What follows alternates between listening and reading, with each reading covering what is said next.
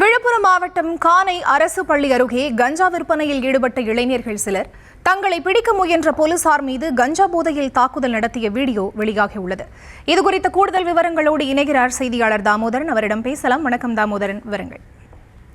வணக்கம். விழுப்புரம் மாவட்டம் கானை பகுதியில் கஞ்சா விற்பனை அதிகமாக நடைபெறுவதாக காவல்துறைக்கு தகவல் கிடைத்தது. இதனைத் தொடர்ந்து கானை போலீசார் ராஜேந்திரன் தலைமை காவலர் தலைமையிலான குழுவினர் பல்வேறு இடங்களில் சோதனை மேற்கொண்டனர். இந்நிலையில் கானை அரசு பள்ளி அருகே சில இளைஞர்கள் கஞ்சா விற்பனையில் ஈடுபட்டதாக தெரிய வந்தது. இதனைத் தொடர்ந்து மத்தியில் இருந்த ராஜேந்திரன் என்ற தலைமை காவலர் கஞ்சா விற்பனை நபரை அணுகி அவர் என்ன செய்கிறார் என்று விசாரணை செய்து அவரை பிடிப்பதற்காக முற்பட்டார். அப்பொழுது அந்த இளைஞர் அந்த காவலர் உடையில் இல்லாத மப்தி உடையில் இருந்ததால் அவரை தாக்க முற்பட்டனர். உடனடியாக அந்த இளைஞரை பிடிக்க முற்பட்ட போது அவர் காவல்துறையினரை கடுமையாக தாக்கிவிட்டு அங்கிருந்து தப்பிச் சென்று விட்டனர். இந்த சம்பவமானது அங்கிருந்த பொதுமக்கள் சமூக வலைதளங்களில் அந்த வீடியோவினை பரப்பியுள்ளனர். இந்த வலைதளங்களில் பரப்பியுள்ள இந்த வீடியோவானது பெரும் வைரலை ஏற்படுத்தியுள்ளது.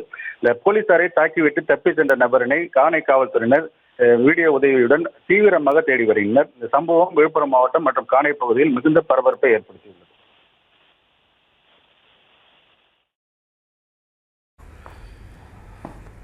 விவரங்களுக்கு நன்றி தாமோதரன்.